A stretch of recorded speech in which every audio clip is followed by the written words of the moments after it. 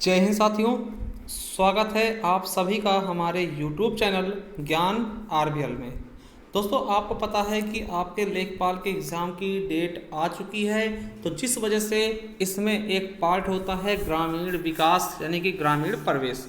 तो दोस्तों, उसके लिए आप लोग परेशान थे और बहुत ज़्यादा कमेंट आया कि सर इसकी वीडियो नहीं आ रही, क्योंकि आपको पता है हमने इसकी 4 वीडियो पहले ही बना चुके थे ना, और ये 5वीं वीडियो है।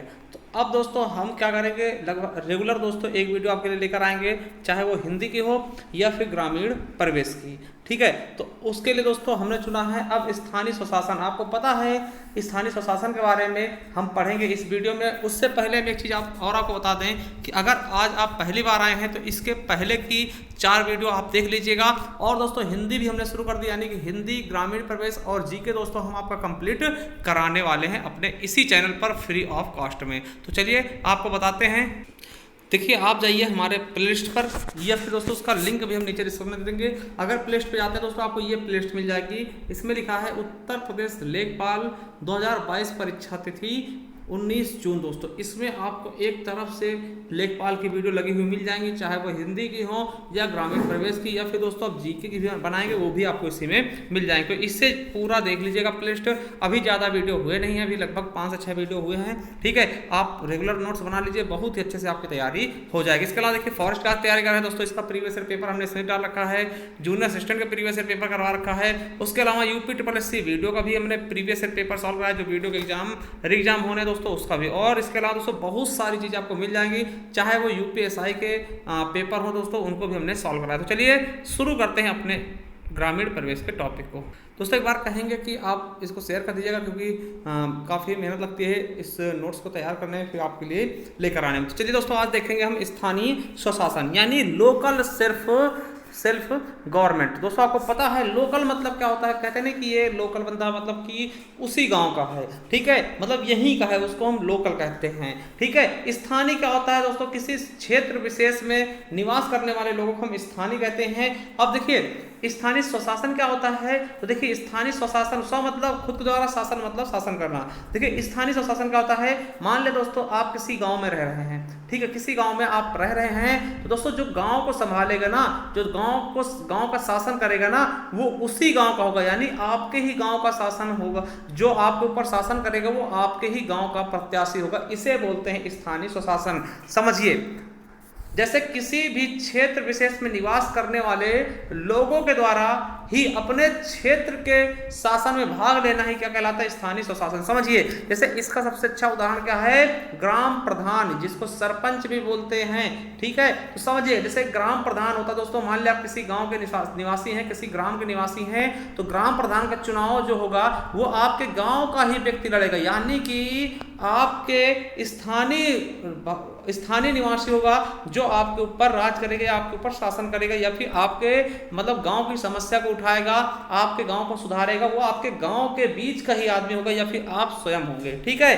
कहने का मतलब ये है। देखिए, तो ग्राम प्रधान इसका सबसे अच्छा उदाहरण है। ठीक है, अब देखिए जैसे आप कहेंगे सर तो क्या बाहरी लोग बाहर से आते हैं, जैसे समझिए जैसे आपके यहाँ कोई विधायक हो गया, या फिर दोस्तों सांसद समझ लीजिए, कोई सांसद है। ठीक है, सांसद है। जैसे अभी हम अपने यहाँ की बात करते हैं दोस्तों, हमारा जिला क्या है, रायबरेली। ठीक है, रायबरेली। ठीक है, रायबरेली, इसीलिए हमारे चैनल के पीछे आरबीएल लगा। तो देखिए हमारे रायबरेली जिले की सांसद कौन है, सोनिया गांधी जी। कौन है, सोनिया गांधी जी। तो सोनिया गांधी जी देखिए हमारे यहाँ की नहीं है। ठीक है, हमारे यहाँ की नहीं है, तो इसका मतलब क्या है कि ये दोस्तों स्थानीय स्वशासन नहीं है। ठीक है, स्थानीय स्वशासन वह होगा कि हमारे ही गांव के बीच का कोई हमारे यहाँ भाग लेगा स्वशासन में। ठीक है, तो उसको हम स्थानीय स्वशासन कहते हैं। तो हमने समझा दिया। जैसे देखिए प्रधानमंत्री नरेंद्र मोदी जी बनारस से चुनाव लड़े हैं, बनारस सांसद हैं, क्या वो यहाँ के निवासी हैं, बिल्कुल नहीं। तो ये स्थानीय स्वशासन नहीं होगा ना। स्थानीय स्वशासन क्या होता है, हमारे बीच के ही लोगों द्वारा शासन करना, यानी कि जैसे कि ग्राम पंचायत है ना, प्रधान जो होता हमारे बीच से ही चुना जाता, तो उसको हम स्थानीय स्वशासन कहते हैं। समझ गए होंगे। अब देखिए GDH कोल के अनुसार दोस्तों एक परिभाषा दी गई स्थानीय स्वशासन की। तो इन्होंने क्या कहा है, GDH कोल के अनुसार क्या है कि स्थानीय स्वशासन एक ऐसा शासन है जो अपने सीमित क्षेत्रों में प्रदत्त अधिकारों का उपयोग करता हो दोस्तों, या फिर करता है। ठीक है, यानी कि अपने ही क्षेत्र में दोस्तों सीमित अधिकारों को दोस्तों उपयोग करता है, वही क्या होता है, स्थानीय स्वशासन होता है। अब दूसरी चीज देखिए, सबसे इंपॉर्टेंट क्या है, जो स्थानीय स्वशासन होता है दोस्तों, वो लोकतांत्रिक विकेंद्रीकरण क्या होता है, विकेंद्रीकरण समझिएगा, विकेंद्रीकरण क्या होता है दोस्तों, नीचे से ऊपर की ओर जाना, ठीक है, मतलब समझिए, एक केंद्रीकरण होता है, एक विकेंद्रीकरण क्या होता है दोस्तों, समझिएगा, केंद्रीकरण क्या होता है, देखिए केंद्रीकरण क्या होता है, देखिए केंद्रीकरण कहने का मतलब क्या है कि ऊपर से नीचे की ओर विकास करना, यानी कि पहले केंद्र का विकास होगा, फिर राज्य का होगा, फिर जिला का होगा, फिर ब्लॉक का होगा, फिर ग्राम का होगा, ठीक है, मतलब गांव तक आते आते विकास दोस्तों बहुत छीन हो जाता है, ठीक है, तो ये होगा केंद्रीकरण, मतलब कि ऊपर से नीचे की ओर विकास का लेवल आना, वही क्या होता है, केंद्रीकरण, ठीक है, केंद्र से ऐसा समझ सकते हैं, केंद्र से गांव तक का विकास आना, ठीक है, तो पहले केंद्र का विकास किया जाएगा, फिर राज्य का डेवलप होगा, फिर जिला का होगा, फिर ब्लॉक का होगा, फिर ग्राम का होगा। मगर दोस्तों जो विकेंद्रीकरण की बात की हमने, स्वशासन क्या होता है, ये विकेंद्रीकरण होता है। विकेंद्रीकरण का मतलब क्या होता है, ये छोटे लेवल से बड़े लेवल तक जाता है। जैसे पहले गांव का विकास कर देंगे, कई सारे गांव का विकास करेंगे तो अपने आप ब्लॉक का विकास हो जाएगा, और ब्लॉक का कई सारे ब्लॉकों का विकास होगा तो ब्लॉकों से मिलकर जिला बनेगा तो जिला का विकास हो जाएगा, और कई सारे जिला का विकास होगा, यानी कि जैसे अपने यूपी में 75 जिले हैं तो 75 जिलों का विकास होगा, यानी कि अपने यूपी का विकास होगा। अगर यूपी का विकास हुआ, इसी तरीके से पूरे 28 राज्यों का विकास हुआ, तो यानी पूरा देश का विकास हो जाएगा, यानी पूरे केंद्र का विकास हो जाएगा। तो ये दोस्तों होता है विकेंद्रीकरण। देखिए केंद्रीकरण क्या होता है कि ऊपर से नीचे की ओर आना, और दोस्तों विकेंद्रीकरण क्या होता है कि नीचे यानी छोटे लोगों के हाथ में शासन होना, मतलब कि छोटे चीजों से फिर बड़े, पहले गांव का विकास होगा, फिर ब्लॉक का होगा, फिर जिला का हो जाएगा, फिर राज्य का होगा, फिर केंद्र का होगा। तो इसका दोस्तों, इसके पक्ष में आपके महात्मा गांधी जी थे दोस्तों, ठीक है, विकेंद्रीकरण के पक्ष में कौन थे, महात्मा गांधी जी थे, ठीक है। तो आप स्थानीय स्वशासन समझ गए होंगे कि स्थानीय स्वशासन होता क्या है, मतलब वही के लोगों द्वारा शासन प्रशासन में भाग लेना स्थानीय स्वशासन कहलाता है। चलिए अब देखिए स्थानीय स्वशासन की बात करें, थोड़ा सा आपको मैं एक झलक दिखा दूं कि स्थानीय स्वशासन दोस्तों दो प्रकार का होता है। कितने प्रकार का, दो प्रकार का। आप देखते होंगे दोस्तों कि गांव होता है, एक होता है शहर या फिर नगर। दोस्तों गांव में अलग होता है और शहरों में दोस्तों अलग होता है। तो देखिए गांव में क्या होगा, स्थानीय प्रशासन कैसा होगा, स्थानीय स्वशासन कैसा होगा, तो ग्रामीण क्षेत्रों में क्या होगा, तो आपको पता है कि त्रिस्तरीय है, यानी कि आपको पता है ग्राम पंचायत है ना। तो देखिए सबसे बड़ा क्या होगा, पहले एक जिला पंचायत होगा, फिर ब्लॉक पंचायत होगा, और फिर ग्राम पंचायत होगा। तो सबसे छोटी इकाई ग्राम पंचायत, सबसे बड़ी क्या हो जाएगी, जिला पंचायत, ग्रामीण क्षेत्रों में। वही बात करते हैं नगरीय क्षेत्रों में, तो दोस्तों नगर निगम होगा, फिर उससे छोटा दोस्तों नगर पंचायत होगा, फिर सबसे छोटा नगर पालिका होगा। तो समझ गए होंगे दोस्तों, ये दो इकाइयां हैं। आपको पता है कि इनके बारे में अभी हम और डिटेल से पढ़ेंगे, बहुत अच्छे से पढ़ेंगे, क्योंकि यहाँ से क्वेश्चन आपके एग्जाम में आता ही आता है। और आपको बता दें ये केवल आपके ग्रामीण परिवेश तक ही सीमित नहीं है दोस्तों, ये आपके कॉन्स्टिट्यूशन यानी संविधान से भी संबंधित है। तो इसको हम बहुत ही बेहतरीन ढंग से देखते हो जाएंगे, ठीक है। और इसकी पीडीएफ आपको हमारे टेलीग्राम चैनल में मिल जाएगी। अब देखिए हम बात करेंगे दोस्तों स्थानीय स्वशासन जो है, इसके दोस्तों पृष्ठभूमि क्या है, कहां से ये निकले हैं दोस्तों। तो चलिए सबसे पहले हम आपको बता दें कि आपने पढ़ा होगा दोस्तों, देखिए भारतीय ग्रामीण प्रशासन हेतु पंचायतों की व्यवस्था का उल्लेख सबसे पहले दोस्तों ऋग्वेद में किया गया। आपको पता है सबसे पहले वेद लिखा गया है, और वेदों में सबसे पुराना वेद कौन सा है, ऋग्वेद। तो आप समझ सकते हैं बहुत ही पुराने समय से दोस्तों पंचायती व्यवस्था शुरू थी, ठीक है। और आपको बता दें जो ऋग्वैदिक काल था उसमें दोस्तों गांव जो था वो प्रशासन की आधारभूत इकाई मानी गई थी। अभी भी ग्राम दोस्तों प्रशासन की आधारभूत इकाई मतलब सबसे अहम हिस्सा गांव को माना गया था, ठीक है। समझ लीजिए ये ऋग्वैदिक काल की बात है, आज से पता नहीं कितने साल पहले की बात है, ठीक है। तब से ही गांव और दोस्तों पंचायत व्यवस्था चली आ रही है, ठीक है। उसके बाद हम बात करते हैं दोस्तों, तो देखिए सन 1864 आता है, समझिए ये डेट याद रखिएगा, ठीक, ये याद रखिएगा कि 1864 में भारत सरकार, देखिए उस समय ब्रिटिश सरकार थी, भारत में ब्रिटिश सरकार थी, तो भारत सरकार का मतलब आप ब्रिटिश सरकार से ही समझना, ठीक है। भारत सरकार द्वारा दोस्तों स्थानीय स्वशासन को मान्यता प्रदान की गई दोस्तों, किस भारत कब दोस्तों, तो 1864 में। आपको बता दें कि सबसे पहले दोस्तों एक नोट लिख लेना कि दोस्तों मद्रास में सबसे पहले इसकी स्थापना की गई, स्थानीय स्वशासन की शुरुआत मद्रास से की गई। ये आप लोग नोट कर लेना, शायद हमने लिखने में गलती कर दी है या फिर लिखा नहीं है, तो इसको आप नोट पॉइंट कर लीजिएगा, ठीक है। सबसे पहले मद्रास में दोस्तों इसकी स्थापना की गई। तो 1864 में दोस्तों स्थानीय स्वशासन क्या मान्यता प्रदान की गई। और उसके बाद दोस्तों समय आता है 1870 का। एक होते दोस्तों मेयो, है ना, देखिए लॉर्ड लगाना पड़ेगा, ठीक, इनके नाम में लॉर्ड लगा है वैसे दोस्तों, ठीक है, समझिएगा कि एक है लॉर्ड मेयो, ठीक है। कब, 1870 में दोस्तों इन्होंने जो स्थानीय स्वशासन था ना, देखिए जो स्थानीय स्वशासन मतलब जो स्थानीय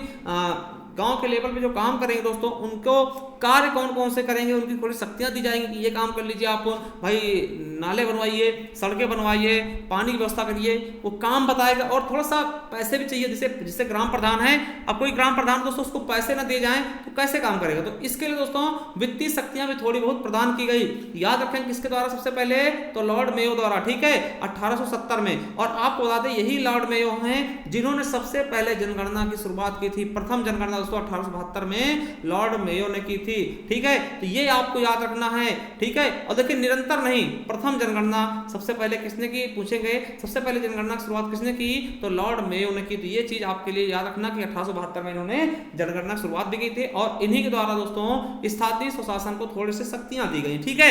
अब देखिए जो हम बताने जा रहे हैं वो सबसे इंपॉर्टेंट होगा आपके स्थानीय स्वशासन का। कौन सा दोस्तों, रिपन प्रस्ताव।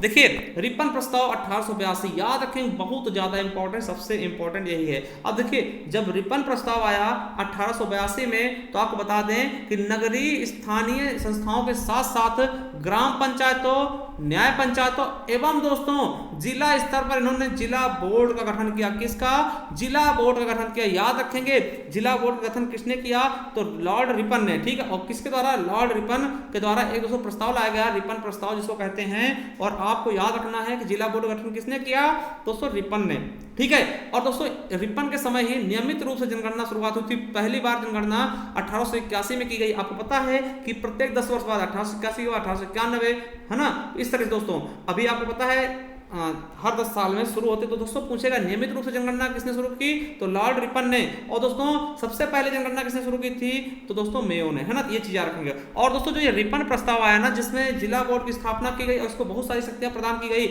इसे दोस्तों इसीलिए इसको क्या बोलते हैं, रिपन प्रस्ताव को ही दोस्तों हम क्या बोलते हैं, स्थानीय स्वशासन का मैग्ना कार्टा। दोस्तों याद रखेंगे मैग्ना कार्टा क्या होता है, कुछ अधिकारों को हम मैग्ना कार्टा बोलते हैं, तो स्थानीय स्वशासन का मैग्ना कार्टा किसको कहते हैं, याद रखेंगे रिपन प्रस्ताव 1882 को हम स्थानीय स्वशासन का मैग्ना कार्टा कहते हैं। दोस्तों मोस्ट इंपॉर्टेंट क्वेश्चन है, याद रखेंगे, ठीक है, इंपॉर्टेंट लगा लीजिएगा। अब सबसे इंपॉर्टेंट दोस्तों ये है कि रिपन को, इसीलिए दोस्तों रिपन को हम स्थानीय स्वशासन का जनक भी कहते हैं। ये आपके लिए मोस्ट से भी मोस्ट इंपॉर्टेंट ये दोनों लाइनें हैं दोस्तों, इनको जरूर याद रखेंगे कि स्थानीय स्वशासन का जनक किसको कहते हैं, लॉर्ड रिपन को कहते हैं। स्थानीय स्वशासन का मैग्ना कार्टा किसको बोलते हैं, तो रिपन प्रस्ताव 1882 को बोलते हैं, ठीक है, बहुत ज्यादा इंपॉर्टेंट। चलिए अब देखिए एक समय आता है 1907 का। क्या दोस्तों, 1907 एक अंग्रेज होते हैं हॉब हाउस। देखिए इनकी अध्यक्षता में दोस्तों एक आयोग का गठन किया था, जिसे हम किस नाम जानते हैं, शाही आयोग। क्वेश्चन बन सकता है कि शाही आयोग की अध्यक्षता किसने की, तो हॉब हाउस, ठीक है। अब देखिए इस योग जो ये आयोग था दोस्तों, उसने राजनीतिक विकेंद्रीकरण की बात की। विकेंद्रीकरण हम पहले बता चुके हैं कि गांव शुरू होता है दोस्तों, इसके द्वारा बहुत ज्यादा दोस्तों उसमें क्या दे दिया गया दोस्तों, मतलब समझ सकते हैं बहुत ज्यादा दोस्तों उस पर जोर दिया गया, किस पे, विकेंद्रीकरण पे, ठीक है। तो याद रखेंगे शाही आयोग किसके द्वारा, तो हॉब हाउस इसने अध्यक्षता की थी 1907 में। अब देखिए अभी देखिए शुरुआत हो ही रही है ग्राम पंचायत की, ठीक है, या फिर स्थानीय स्वशासन की। अब देखिए उसके बाद आपको पता है कि भारत शासन अधिनियम 1919 आता है, आपने पढ़ा भी होगा, ठीक है। ये दोस्तों ब्रिटिश सरकार द्वारा आता है, ठीक है, भारत शासन अधिनियम 1919। और इसमें दोस्तों इसके द्वारा पंचायतों को दोस्तों हस्तांतरित विषय के रूप में शामिल किया गया। और याद रखिएगा विधि बनाने की शक्तियां किसको दी गई, प्रांतीय विधायिकाओं को। दोस्तों प्रांतीय मतलब प्रांत में आप अपने पंचायतों के लिए दोस्तों कुछ कानून बना सकते हो, छोटे मोटे कानून बना सकते हो। तो ये चीज याद रखेंगे कि कहां पर, भारत शासन अधिनियम 1919। और आपको बता दूं कि दोस्तों एक आता है भारत शासन अधिनियम 1935 दोस्तों, जिससे आपको पता है इसे संविधान की कार्बन कॉपी कहते हैं, क्योंकि बहुत ज्यादा मैटर दोस्तों, सबसे ज्यादा संविधान हमारा प्रभावित है तो भारत शासन अधिनियम 1935 से ही प्रभावित है। और आपको पता होगा कि इसमें दोस्तों यहीं से दोस्तों 3 सूचियां ली गई थी, संघ सूची, राज्य सूची और दोस्तों समवर्ती सूची। संघ सूची, राज्य सूची और समवर्ती सूची। आपको पता होगा अनुसूची आपने 7 पढ़ी होगी, वर्तमान में दोस्तों वही इसी यहीं से लिया गया था, भारत शासन अधिनियम से ही। देखिए संघ सूची में केंद्र कानून बनाता है, राज्य सूची में राज्य और समवर्ती सूची में दोनों लोग कानून बनाते हैं। दोस्तों जो ये आपका है स्थानीय स्वशासन, इसे राज्य सूची का विषय बना दिया गया। किसके द्वारा? भारत शासन अधिनियम द्वारा स्थानीय स्वशासन को राज्य सूची का विषय बना दिया गया। तो ये आप याद रखेंगे, ठीक है। अब देखिए उसके बाद हमारा देश आजाद होता है और दोस्तों संविधान बनाने के लिए संविधान सभा की बैठक शुरू होती है। तो यहां पर दोस्तों याद रखेंगे कि संविधान सभा में दोस्तों एक लोग थे दोस्तों जिनका नाम था श्रीमन नारायण अग्रवाल जी। ये दोस्तों पंचायती राज व्यवस्था के बहुत ही प्रसिद्ध दोस्तों मतलब इन्होंने बहुत ज्यादा समर्थन किया। ये गांधीवादी विचारधारा पे मतलब विचारक थे, क्योंकि गांधी जी को बहुत मानते थे, उनकी नीतियों को मानते थे। दोस्तों याद रखेंगे पंचायती राज व्यवस्था का दोस्तों संविधान सभा में समर्थन किसने किया? तो श्रीमन नारायण अग्रवाल जी ने, ठीक है। और इन्हीं के समर्थन के द्वारा दोस्तों आपको देखने को मिलता है कि भारतीय संविधान जब बनकर तैयार हुआ तो उसमें दोस्तों आपको पता होना चाहिए भाग 4 है नीति निदेशक तत्व। दोस्तों आपको पता है कहां से? 36 से 51 तक, ठीक है। कहां तक गया दोस्तों? 51 तक, है ना आर्टिकल। और दोस्तों यहां पर ही आपको अनुच्छेद 40 मिलेगा जिसमें ग्राम पंचायतों के गठन के बारे में बात की गई कि दोस्तों राज्य चाहेगा तो अपने यहाँ ग्राम पंचायतों का गठन कर सकता है, ठीक है। ये चीज आपको पता होगा। और आपको एक चीज मैं और बता दूं कि इन्हीं लक्ष्यों को यानी ग्राम को दोस्तों मजबूत करने के लिए, गांव को मजबूत करने के लिए, वहां की शिक्षा व्यवस्था, हेल्थ को, ठीक है, और दोस्तों बहुत सी चीजों को, पानी की व्यवस्था और भी बहुत सी व्यवस्था सुधारने के लिए पंडित जवाहरलाल नेहरू जी द्वारा 2 अक्टूबर 1952 को सामुदायिक विकास कार्यक्रम की शुरुआत की गई। किसके सहयोग से दोस्तों? अमेरिका की कंपनी थी फोर्ड फाउंडेशन। कौन सी कंपनी है? फोर्ड, आपने सुना होगा। तो दोस्तों याद रखेंगे कि सामुदायिक विकास कार्यक्रम दोस्तों आपको पता होगा प्रथम पंचवर्षीय योजना का समय कब? प्रथम पंचवर्षीय योजना में दोस्तों 2 अक्टूबर 1952 को फोर्ड की सहायता से, फोर्ड फाउंडेशन के सहयोग से दोस्तों सामुदायिक विकास कार्यक्रमों का आयोजन किया गया। देखिए इसका उद्देश्य क्या था कि उद्देश्य यह था दोस्तों कि गांवों के आर्थिक विकास और सामाजिक सुधार किए जाए। गांव में जो आर्थिक विकास है या फिर दोस्तों सामाजिक सुधार है, यानी शिक्षा का लेवल बढ़ाया जाए, स्वास्थ्य का लेवल बढ़ाया जाए और दोस्तों रोजगार दिया जाए और इनको पानी की सुविधा दी जाए, बिजली की सुविधा दी जाए, मतलब इस तरह की सुविधाएं इनको पहुंचाई जाए। मगर दोस्तों इसका रिजल्ट आपको जानकर दोस्तों बहुत बड़ी हैरानी होगी कि दोस्तों ये मिशन पूरी तरह से असफल हो गया।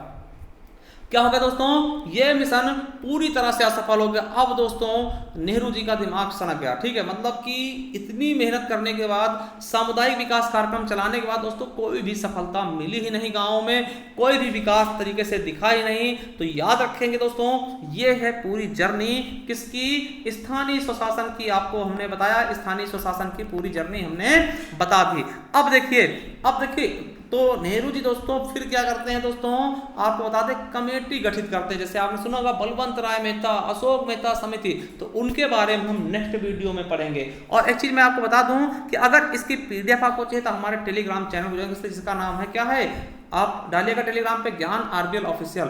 और दोस्तों जाइए प्ले लिस्ट पर, वहां हमने जो इसके पहले के वीडियो हमने पढ़ाई हैं, 4 वीडियो पहले बना चुके हैं और हिंदी की भी क्लास हम स्टार्ट कर रहे हैं दोस्तों, क्योंकि हमने हिंदी में समास चैप्टर शुरू किया है। तो आप जाइए प्ले लिस्ट पर दोस्तों, उसको जरूर देखिए और दोस्तों अपने अच्छे से नोट्स, सेल्फ नोट्स बना लीजिएगा। और इसकी पीडीएफ भी आपको दिन प्रतिदिन दोस्तों मिलती रहेगी अपने टेलीग्राम चैनल पे। तो टेलीग्राम चैनल भी जाके तुरंत ज्वाइन करिएगा। तो चलिए दोस्तों अब देखिए क्लास कैसी लगी आप में कमेंट बॉक्स में एक अच्छा सा कमेंट करके जरूर जाइएगा और दोस्तों तक शेयर कर दीजिएगा, जिससे दोस्तों हमारा भी मनोबल बढ़ता है और अच्छा लगता है, ठीक है। चलिए दोस्तों मिलते हैं नेक्स्ट वीडियो में, तब तक के लिए जय हिंद, जय भारत, वंदे मातरम। Thank you, love you all.